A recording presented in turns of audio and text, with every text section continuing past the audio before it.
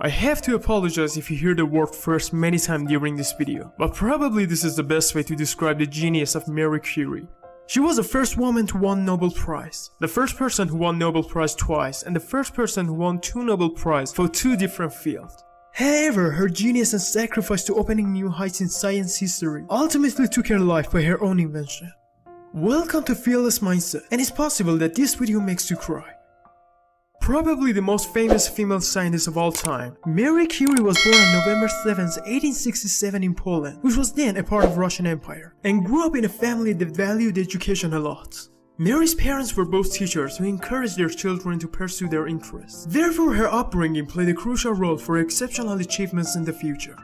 However, one of Marie's hardest childhood events occurred when she was just 10 years old, and it was the death of her beloved mother, Bronislava. The incident affected the family severely, and Marie's father struggled to make ends meet after his wife's death. But he remained committed to his children's education and encouraged Marie and her siblings to pursue their academic goals.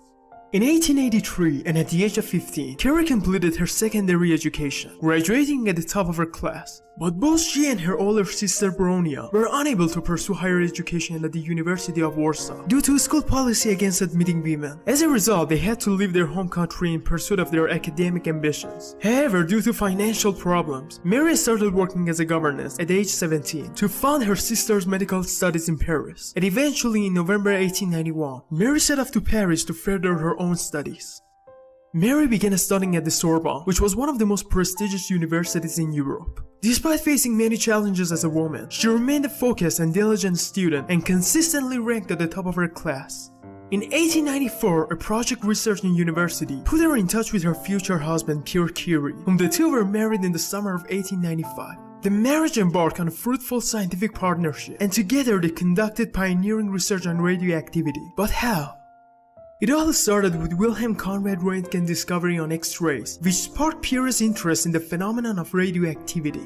He and Marie began working on the subject, and they discovered that certain minerals emitted rays that resembled X-rays but were more powerful. Also recently, Professor Henri Becquerel had shown that the rays were able to pass through solid matter, fog, and photographic film and cause the air to conduct electricity. The Curies began experimenting with these minerals, including pitchblende, a common ore that contains uranium. But shortly after, they realized pitchblende was more radioactive than the pure uranium itself. They hypothesized that the ore must contain other, more radioactive elements, and began a systematic process of isolating them. Using a series of chemical processes, the Curies eventually were able to extract 2 new elements from pitchblende. They first discovered polonium in 1898, and few months later radium. The discovery of these 2 elements revolutionized the field of chemistry and physics, as it provided evidence for the existence of subatomic particles, and it brought the Curies, along with the physicist Henri Becquerel, the Nobel Prize in Physics for their groundbreaking work in radioactivity in 1903. Sadly, 3 years later, Pierre died in a tragic accident while walking across a busy street in Paris, and the incident left Marie to carry on their research alone.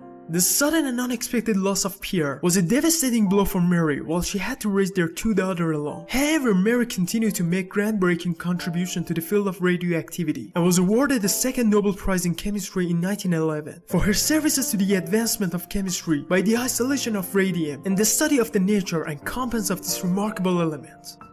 Marie passed away on July 4, 1934 at the age of 66. Her death was attributed to aplastic anemia, a rare condition believed to be caused by prolonged exposure to radiation. Even Marie Curie's coffin is still slightly radioactive due to her extensive work with radioactive materials including radium.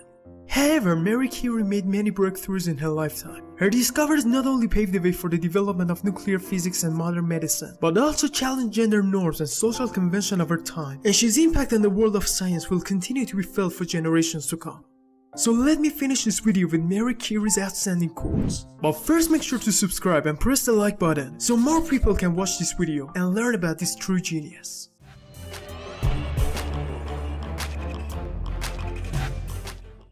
Nothing in life is to be feared, it is only to be understood. Now is the time to understand more, so that we may fear less.